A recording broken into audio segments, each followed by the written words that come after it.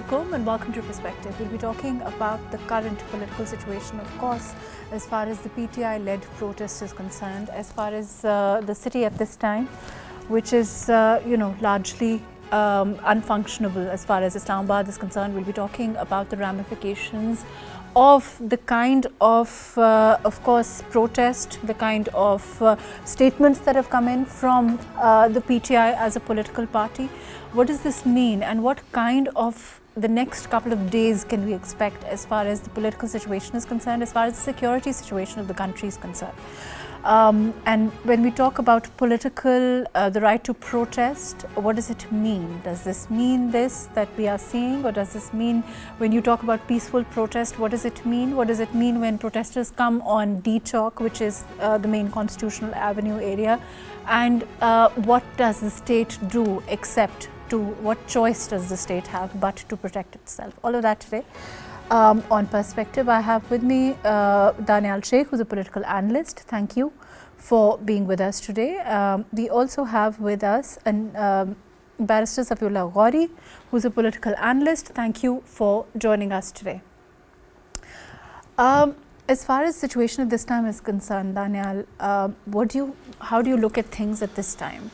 Of course, we have, that Islamabad is largely at a standstill. There's little to no traffic outside, there are diversions, there are, road blockages, all of that. The question is, we are again debating what, we have been for a while now, the right to peaceful protest, of course, the promulgation of Section 144 also at this time, which is happening in the city. And, what does this choice does the state have when this kind of a protest that we are seeing starts? See, it's not a usual situation because this protest was called, basically the purpose behind it was to sabotage the visit of the Malaysian Premier. Okay. So, and as we all know, this political party has a trajectory of doing such things. Even when the Chinese president was supposed to, Mr. Xi Jinping was supposed to visit, even at that time they came to Islamabad and tried to besiege the capital. So they've got a trajectory of sabotaging any sort of foreign, and not just that, now they've also started to get involved with foreign leaders and asking them for support and help, and bypassing the foreign Ministry of Foreign Affairs and the federal government despite being in power, which is in KPK, being on a responsible constitutional position. So for them to cross boundaries or not having any boundaries, it's become a habit now, and they've got a trajectory of doing this. The statement by, that we've seen that's come from Barrister, Barrister Ali Saif, saying that that the Khyber Pakhtunkhwa government plans to invite the Indian Foreign Minister, Jaishankar, to address their protest at G Talk during the SCO summit in Islamabad. See, like I just said, I fail to understand, like, what part of the constitution do they not understand? The province is responsible for, it's got its own mandate and they have to function within it. And as far as the foreign policy is concerned, or any foreign dignitary visiting Pakistan is concerned, he is a guest of the federal government, and his agenda or his visit. The role of the federal government and the provincial, of course, government in KP. We'll come and talk about this more. Let me go to Pastor Safiullah Ghauri. Safiullah, can you hear me? I can hear you, Mahrukh. Can you hear me? I can.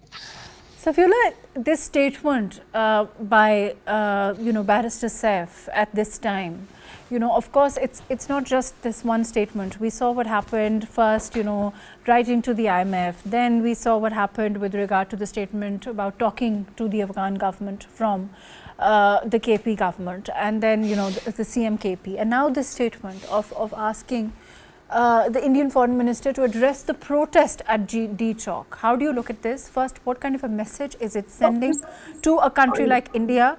What kind of a message is it sending to the dignitaries all over, of the attendees of the SCO summit? What kind of a message does this send about the image of Pakistan? And what is its purport to serve, really? Yeah, Mahrukh, I think the only thing that they're trying to do here is to give a clear message to all our foreign friends, all our enemies, anybody who we have any foreign relationships with. The only message they want to give them is not to come to Pakistan. They're just trying to say Pakistan is not safe. If you come here, we are going to attack you. We are going to sabotage any plans that you have with Pakistan. And PTI is one of those few parties that actually has put their money where their mouth is. They have done this before. Now, I have spoken time and again, many times on your show as well. My law firm works as the law firm for the Chinese embassy, and it pains me to see that PTI was the first party and the only party that has successfully prevented the president of China, Xi Jinping, from coming into Pakistan. This was done in 2014 and then once again in 2017. Twice, PTI has successfully sabotaged Pakistan China relationships. Now, this month, the Chinese Prime Minister is supposed to come again. He's coming for the extension of CPEC, and this is one of the biggest projects that Pakistan could undertake. It is a $52 billion ML1 extension project. But once again, why should they come if the situation on the streets is like this? And that's what keeps happening.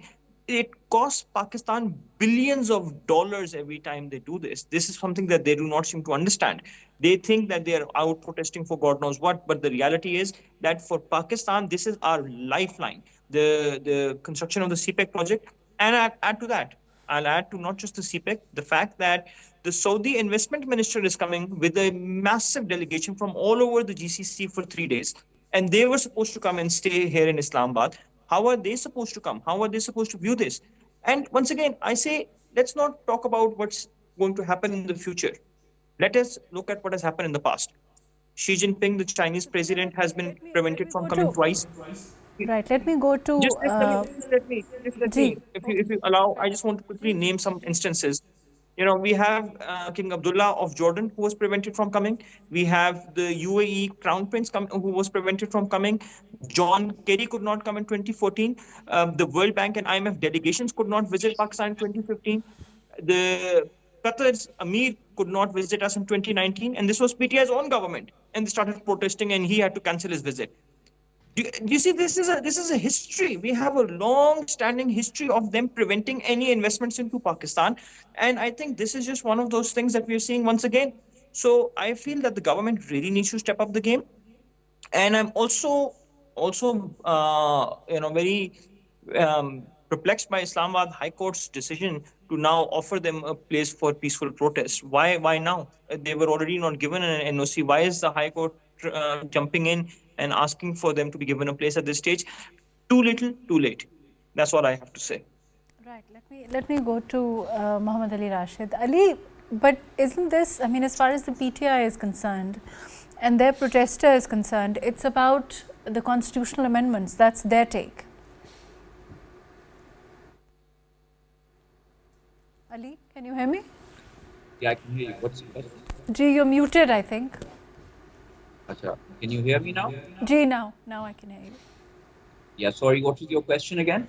They're taking, I mean, as far as the PTI is concerned, as a political party, their voter, their protester is, to them, it's about the constitutional amendments. Why couldn't, why couldn't the government reach some kind of an agreement with the opposition on these core issues to prevent these kind of protests? That's the real question, right? You see, the thing is, the government, or for that matter, anybody cannot do anything, because I think what the person who was speaking before me also mentioned, and a lot of people also understanding, is this is just a mere excuse to come out on the roads to destabilize Pakistan.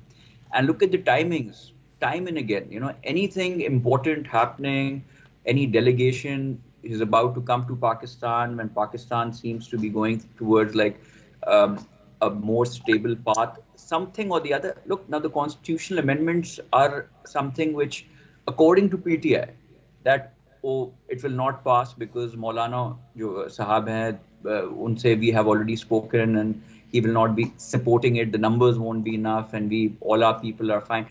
So why do you need to protest against it? You see, if you want to talk about it, you can talk about it. And why do you have to come to Islamabad and do all these things at a time like this? But you can have a peaceful doesn't it also indicate, I mean, let's talk about, you know, what is being said, and I want your opinion on this.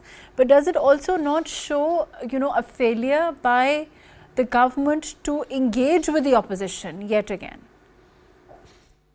Absolutely. I think it is a failure of the government to engage with PTI. But again, I mean, it will always be a failure because when another party is not sincere, like PTI, in my opinion, genuinely speaking, I don't think they're sincere to the cause of sitting and having a dialogue. You can only convince a person to sit and talk to you when you feel that they mean well, you reason with them. I mean, all logic and reason fails when it comes to PTI. I mean, when some Saudi delegation is here to invest money, Sher Marwat says that the Saudi was part of the American conspiracy against Pakistan, and then they, they disown him, etc., etc. One party leader says something, then Imran Khan says something about the current chairman, Barrister Ghauri, that he's incompetent, he's a coward. I mean, there's so much internal, mayhem going within PTI that who do we speak to? How do we address it? And the leader and the party, if you look at it, if this party was an individual, you would think they're bipolar. Because, in one instant, they're saying one thing. The second instant, they're backtracking and saying something else, even before you have time to reach out to them. And I mean, much worse I just want to add, much worse has happened to a lot of other parties. Look at People's Party, look at other parties. People's Party has been in the Sindh government for the longest time. Have you ever seen us, there was a time when Zardari Sahib was arrested. There was a time where Faryal Talpur Sahiba was arrested on the night of Eid and transferred to jail. Did we ever barge in with Sindh government going against the state? I mean, it's baffling to see the irony that the state machinery is being used to go against the state. Like, KP, the CM, is coming and he's trying to create mayhem and cause trouble for the state. So this is unprecedented, and I think these kind of acts, people like him should be made an example out of, and nobody should be, allowed to disturb the peace of Pakistan and prosperity, not at this cost. Let me come back to you. Daniyal, again, as far as the government is concerned, you heard what Ali is saying, and overall as far as, but this failure to engage, do you think it's because of, as Ali says, that they don't have one stance, they have a habit of going forward, then 2 steps back, they don't stick to anything, and that there is not a clear tier of leadership? According to Ali, he's saying that the government feels that they don't have a clear tier of leadership. Who do they talk to and who has the clear mandate to do so? Do you think those are the reasons why there is this failure? Because of course the government doesn't want this to happen. The government has a plan, it's moving forward, it has a financial plan, it has an economic plan, it has, like Safi said, it has, delegation visits, whether we talk about the Saudis, whether we talk about the Chinese, whether we talk about the SCO summit. So at this time, for this to happen is not what the government wants. But why is there this failure in your opinion? After today's event, and as we were linking it to the Malaysian Premier's visit, I have come to the conclusion that it seems like there's an agenda. Okay. And the agenda is what Mr. Ghauri mentioned. It's to sabotage any sort of economic empowerment or any kind of hope of economic empowerment towards Pakistan.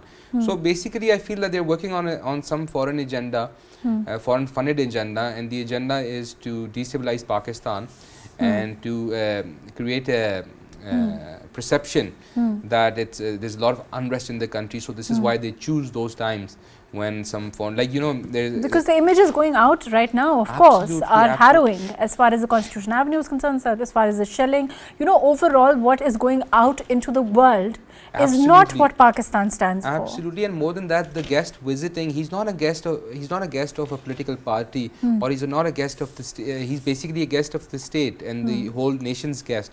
So what image is he going to take of the country, and do you think he's going to want to work or build economic ties with Pakistan after seeing all this? So earlier I would say it's just childish attitude, but now it seems like it's something more deep rooted, and it's definitely some agenda that they have.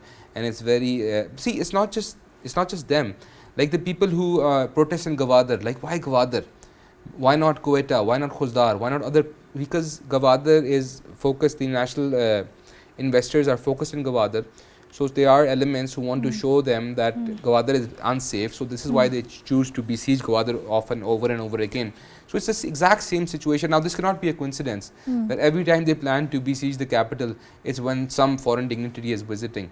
So definitely this is their agenda and they're following it, and the Chief Minister acted so irresponsibly when he used state machinery and attacked the federal capital. So this whole thing is basically they're trying to dismantle the country. Safiullah, legally speaking, we have a decision on, we saw what happened, the decision come in on Friday. And now, the issue of constitutional amendments is certainly, do you think it's behind all of this? Because that seems to be the real point of contention between the government and the opposition. Do you think it could have been possible to take them on board with regard to this? No, I don't think that to do with constitutional amendments.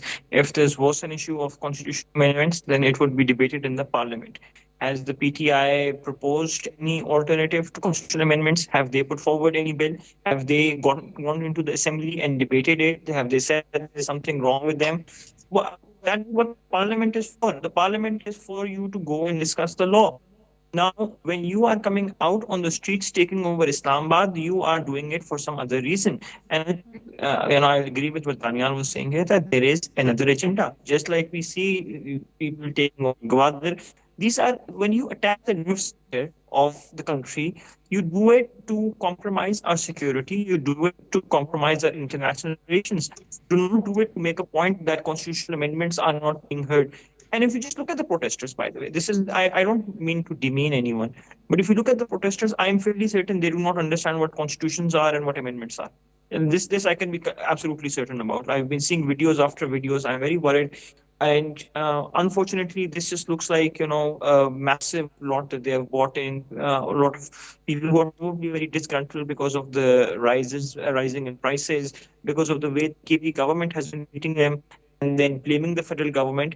There are other issues that have happened which have probably culminated in PTI being able to gather a substantial horde of people and bring them to the capital. But the reality behind this, because after this decision, do you think that the PTI is fearful that their own people, might vote in favor of the constitutional amendments? There is that also, because clearly that is not against the law now. So they have already, of course, stated that 7 of their party members have defected and they will be doing that. But more so, I think this crowd that is currently in Islamabad shows that PTI does not exercise control over its own protesters either. The CM Gandapur is already on his way back to Peshawar. If he was so certain that he could control the crowd, he would have stood in front of them and addressed them. But instead, he's also run away. And this is what happens. What they've done is they've unleashed a pandemonium upon all of us to handle. Islamabad is burning. Our houses are unsafe. We don't know what's going to happen. I mean, we are constantly seeing shelling. Nobody can go out. It's an absolute tragedy the way PTI has conducted all of this. And I want to be very clear that hand in hand in what PTI has done are the courts who have enabled PTI to go this far. Had they, on the very first instance, said that there is a Peaceful Protest Act out now, and that act will be followed in letter and spirit, and had they themselves asked the military to step in instead of the civil government, things would have been a lot different. It is because of our courts, which are very weak and cowardly, that we are seeing one crisis after another. And I am, for one, extremely embarrassed of being a lawyer today, because the sole reason why we have a law and order situation is because the judiciary is not fulfilling its primary function. Let me go to Ali here. Ali, there is, there's, of course, we know that there's a lot of talk about the presence of Afghan nationals in this crowd. Safiullah mentioned that, of course, the crowd is perhaps something that the CMKP himself cannot manage. What are your thoughts on this? Well, yes, it is very alarming, because I think, the media is there, everything's being covered, and people are noticing, like everybody, I think every person who's on this show can, is saying that, this is not about the constitutional amendments, it's not about the judicial reforms.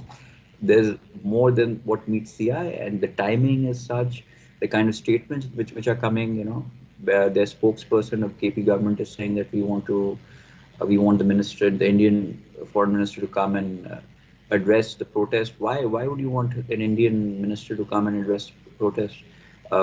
You are already being investigated, and there are some investigation and findings of you getting Indian and Israeli funding, and that's why the foreign funding case against PTI. The kind of actions, I mean, forget about the intention. The few intentions only can be judged, much later, what's in their heart. But are their actions actually helping the country, or are they destabilizing the country? They're destabilizing the country. So if you actually connect all the dots, the current state of affairs don't look very nice, and the PTI doesn't look very clear.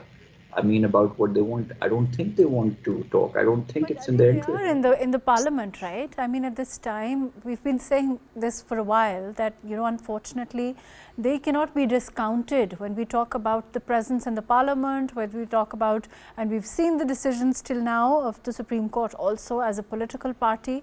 So the government has little choice but to engage with them on some level, right?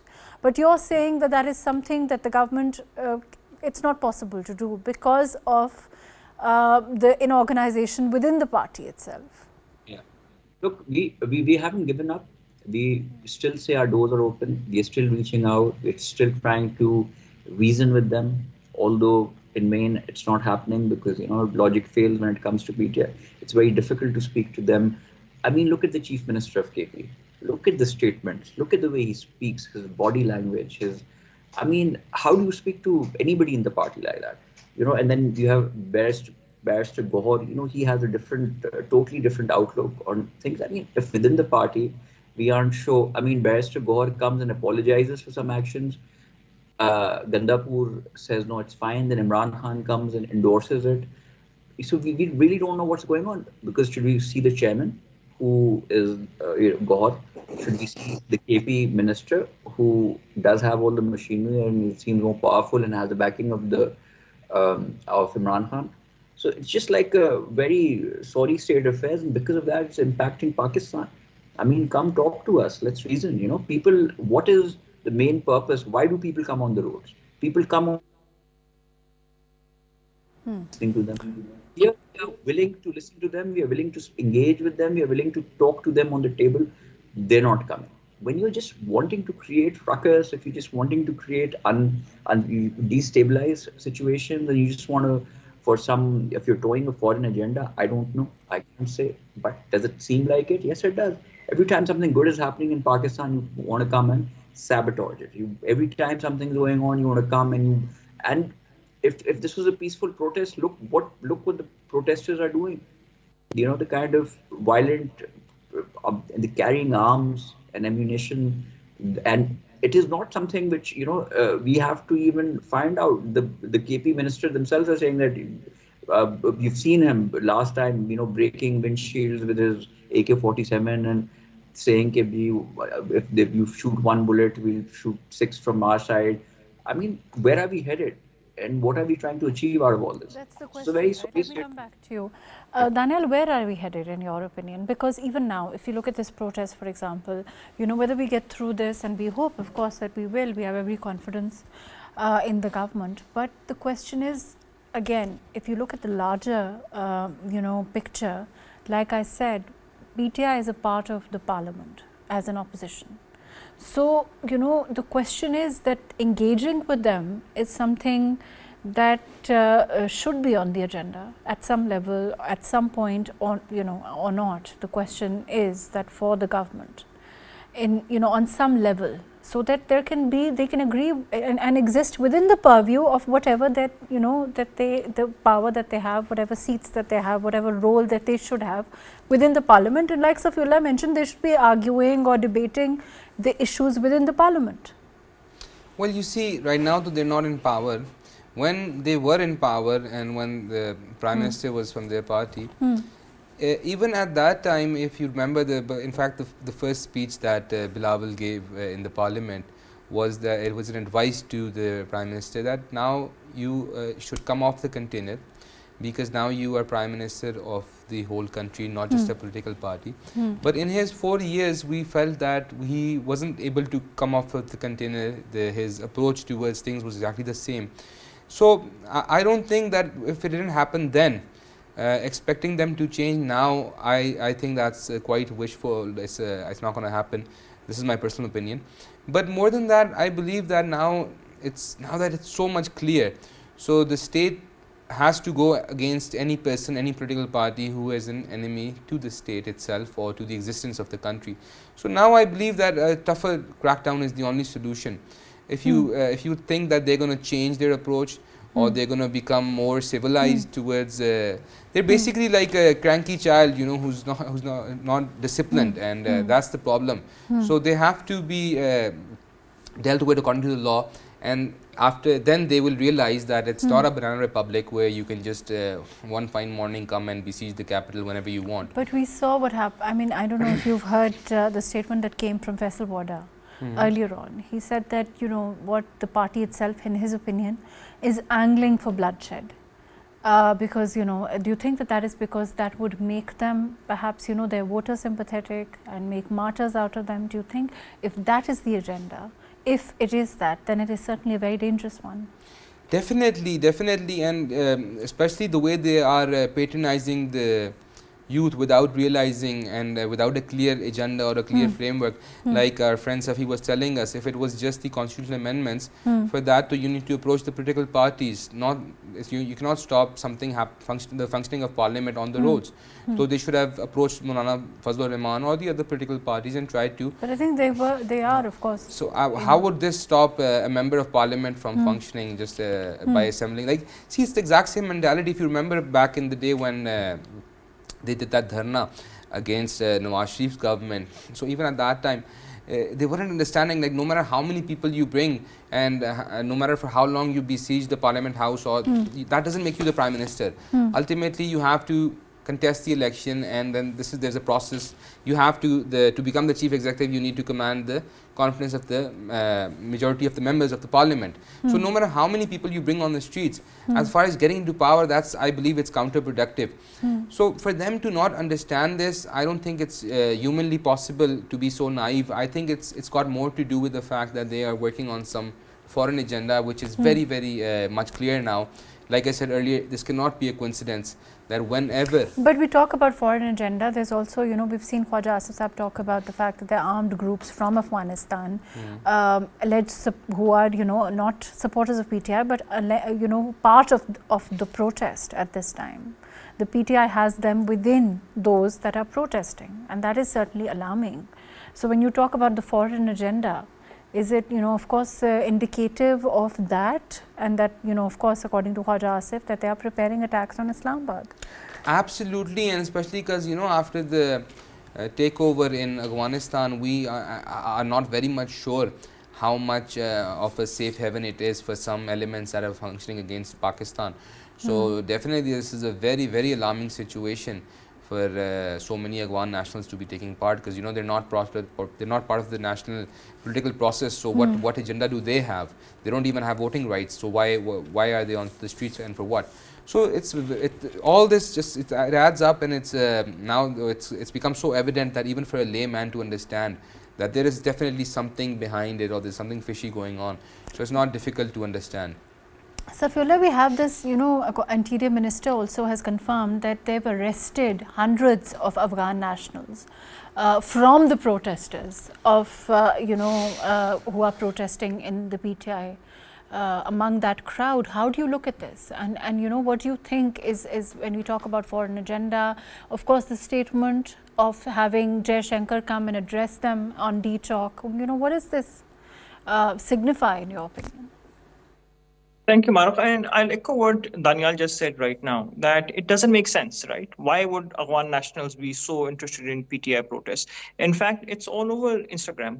Very surprisingly, I've seen a lot of videos myself of Afghans who are very openly claiming that they are Afghans, and now they're supporting Imran Khan.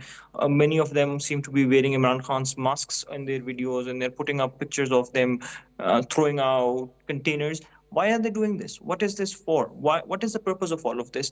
So once again, I reiterate, this is obviously not constitutional amendments. What would an Afghan citizen be worried about when it comes to Pakistan's constitutional amendments? What does an Afghan citizen care what the tenure of our Chief Justice is? What does this have to do with him? It has nothing to do with him.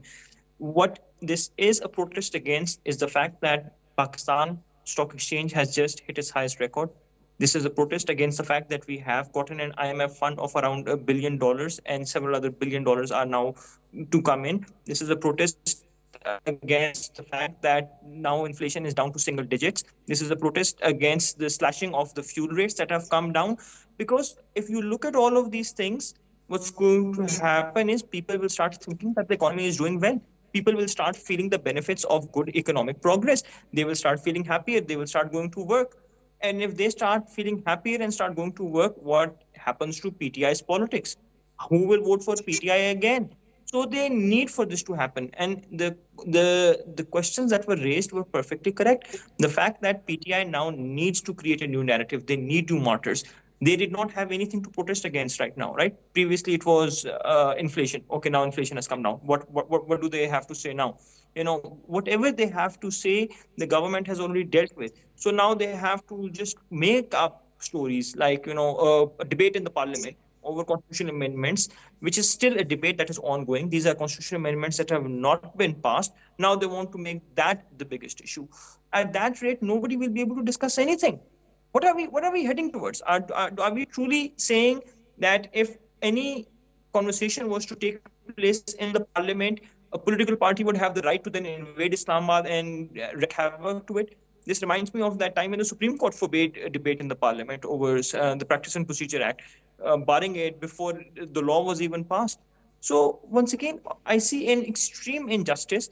And as was mentioned by Daniyal a little while ago, this comes down to, once again, the fact that the courts have been weak. Had they investigated the foreign funding case a little better, had they at least sped it up instead of letting it linger for years, a lot of evidence would be in front of us. We would know where PTI gets the majority of its money from, who those people are who are funding it. It's a well-known fact that PTI gets money from abroad. That's well established. The names of those people, their connections to other people, this is what we all wanted to come through the court. We know what they are, but we want the courts to spell it out in a judgment so that the whole nation can see. And the courts have been cowardly. They have been afraid. They have not been able to do it. And this is what the PTI has been capitalizing on time and again. So once again, I mean, obviously, it's a very clear thing. Our economy, our geopolitics, our international relations with all countries are Ali, this is, it's a three-pronged thing, right? When we talk about the presence of Afghan nationals in the protest. Ali, can you hear me? Yes, I can hear. Ji, so when we talk about the presence of Afghan nationals and the arrest of them as confirmed by the Interior Minister, there's also, talk of having the statement that's come in of talking to the Afghans by the KP CM. Then, thirdly, of course, this latest statement that's come in of asking the Indian Foreign Minister, who's going to be who's saying that he's going to attend the SCO summit to address the protesters on D-Chalk. So it seems to be a continuation of a broad-based policy, or no, as far as the party itself is concerned? I don't know if it's a policy or a conspiracy, because, the Afghan intelligence agency, NDS, does have a nexus with RAW. Here he's asking the Indian external foreign minister to come and address the protest. There you have Afghan nationals who are illegal immigrants in Pakistan coming forward just to increase numbers and the protest, to make the protest stronger. And just makes you wonder. And at a time like this, when Chinese, the Shanghai cooperation thing is happening. So one wonders that who's behind this, who's pulling the strings? Is it all organic, or is there like a different agenda behind all this? And where are we headed with all this? And I think it should be probed deeper that, if you're anybody who's trying to destabilize Pakistan at a time like this, I mean, they tried it earlier also, writing to IMF not to give Pakistan a loan. So you see, you're not doing any, this is not any, it's not against the political party, it's against the country. Why has the government not been able to show, the failure of the courts is what Safiullah is saying. But, the government to link them and prove this in court also. That also, whether we talk about NAB or whether we talk about, their role in establishing that link, I think that's really important also, so that there is irrefutable evidence in front of the people of this country of what is happening and who is behind it. Yeah, well, there is enough evidence, and I think the case is going on, and I think the findings are there. I think it's just a matter of time. Again, it's very ironic because we talk about constitutional amendments, we talk about the pending cases which need to be addressed, and whenever you talk about reforms, they have a problem with it. If you talk about constitutional courts, they have a problem with it. I mean, needless to say, pending cases and all these things need to speed up. We need to dispense justice quicker, and the sooner we do it, the better. But again, that being said, I think these kind of elements should be dealt with the iron fist. And if not anything, I'm just surprised and saddened, to be honest with you, that chief executive of a province like KP coming forward and being the problem, and he's if it had been just a political worker or some political leader. The kind of situation that there is at this time, as far as KP is concerned, before I go to Daniyal, there is overall his role, the CM KP's role, and in this protest and all of that, and the condition. Do you think there are chances of a governor rule? Well, I don't know if the chances of a governor rule is there or not, but I think it is needed. If you look at it, their own ministers who were part of the cabinet with the KP CM are accusing him of corruption, of misuse of power, and and if you keep attacking the state, bringing the state ministries, making provinces fight with each other, at a time like this we need harmony. At a time like this we need stability. At a time like this we need everybody to sit together, set aside their differences, and forget about differences. Here this person is coming, acting like a psychopath, giving these statements, taking out arms and ammunition, and it's just sad because people of our country, some of them may be poor, they may be misled, and if they feel if you rile them up against something and try to create anarchy, it is possible. People are a bit innocent sometimes. They are a bit unaware. If you tell them, that.